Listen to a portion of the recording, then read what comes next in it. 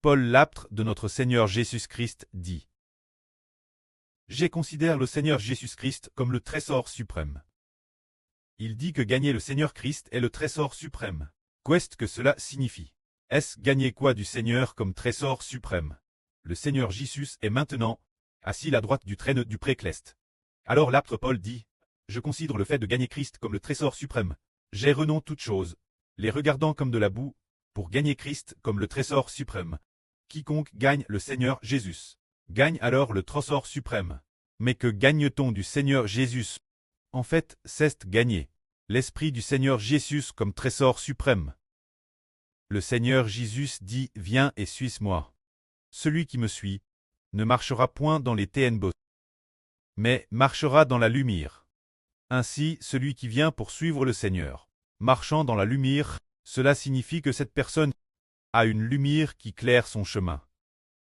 En fait, le Seigneur Jésus s'appelle aussi la lumière de la vie. Alors, en recevant la lumière, que recevons-nous? C'est en réalité recevoir l'Esprit du Seigneur Jésus.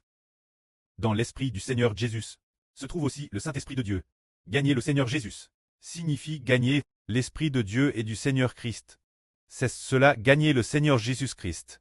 Alors, comment le gagne-t-on? L'Esprit de Dieu et du Seigneur. C'est quand le Seigneur aime profondément quelqu'un, qu'il le donne cette personne, l'Esprit du prêt et du Seigneur, et dans le Seigneur, entre dans celui que le Seigneur aime. Par exemple, Paul a tout abandonné pour suivre le Seigneur, il a reçu en lui l'Esprit du Seigneur Christ. Et l'Esprit de Dieu et l'apôtre Pierre a aussi tout abandonné pour suivre le Seigneur. Tout comme Paul, il a aussi reçu l'Esprit du prêt et du Seigneur.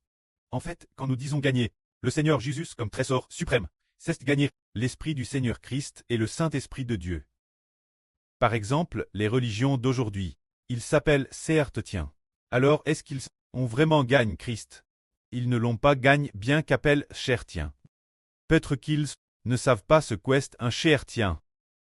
En fait, comme le dit la Bible, si quelqu'un n'a pas l'Esprit de Christ, il ne lui appartient pas cela. Veut dire que celui qui se dit chrétien doit gagner l'Esprit du Seigneur Christ. Il doit, alors seulement il appartient à Christ.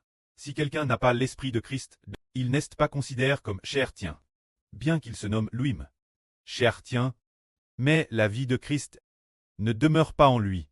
Il n'est donc pas chrétien. Comme le dit le Seigneur, je suis le cep, mon pré est le vigneron. Demeurez en moi, et je demeurerai en vous. Vous porterez beaucoup de fruits. En fait, la vie du Seigneur Christ, demeurant en nous, nous permet de porter beaucoup d'enfants NS de l'Esprit Saint.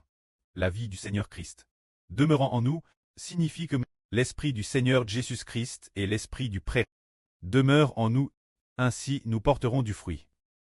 Ainsi, quand nous disons gagner le Seigneur Jésus comme trésor suprême, cela signifie gagner l'Esprit du Seigneur Jésus-Christ comme trésor suprême.